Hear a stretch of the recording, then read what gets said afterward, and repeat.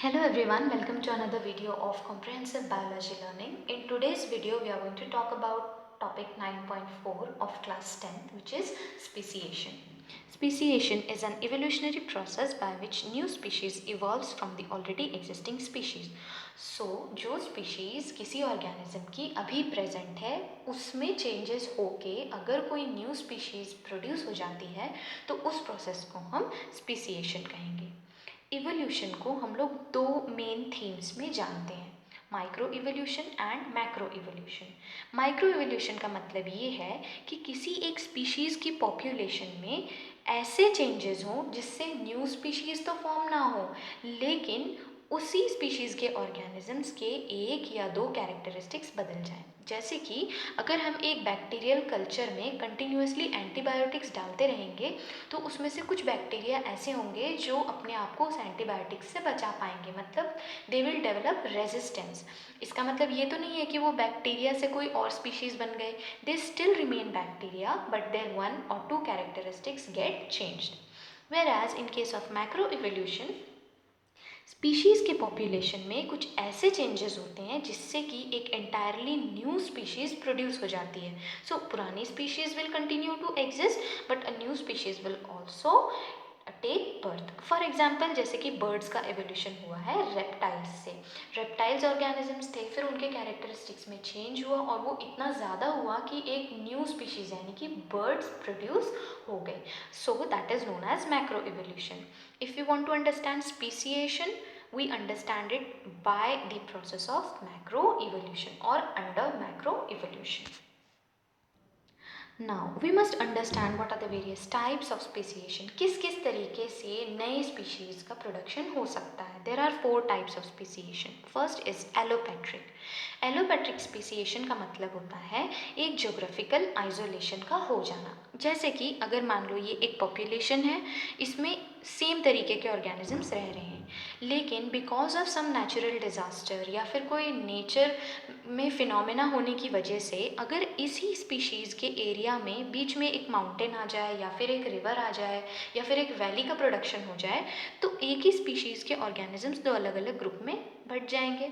अब because they are so away from each other, because there is a mountain और a valley, वो एक इस बैरियर को क्रॉस नहीं कर सकते. सो ये दोनों पॉपुलेशंस अपने आप में ही रिप्रोड्यूस करेंगी.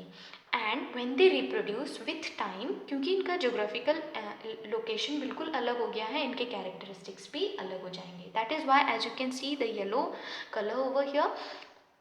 इस स्पीशीज़ से जोग्राफिकल आइसोलेशन होने की वजह से पुरानी स्पीशीज़ तो है लेकिन न्यू स्पीशीज़ का भी प्रोडक्शन हो गया. That is known as allopatric speciation.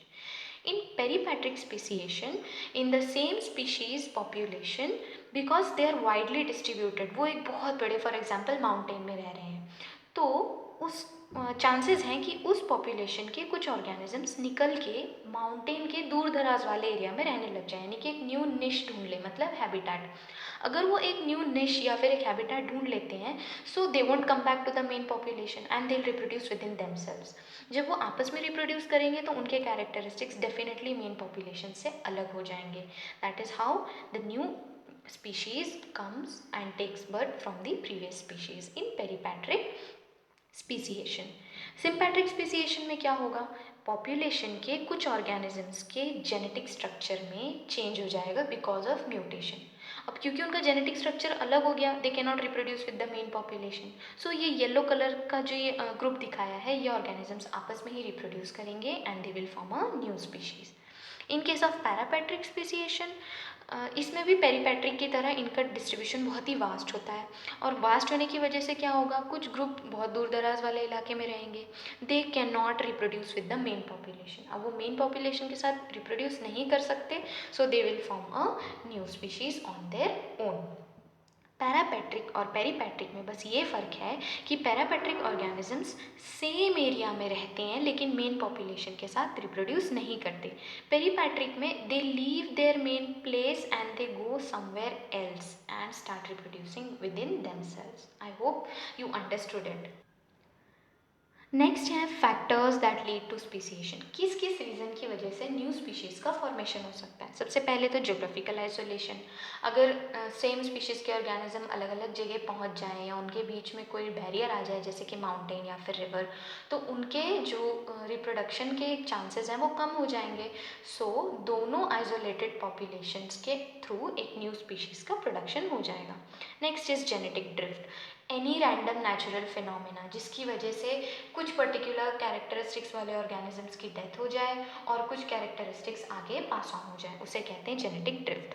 Next is natural selection. Natural selection का मतलब ये है कि जब कोई क्लाइमेट में चेंज होगा या फिर एनवायरनमेंट में चेंज होगा तो जो ऑर्गेनिजम्स बेटर कैरेक्टरिस्टिक्स वाले हैं they will survive, rest will die.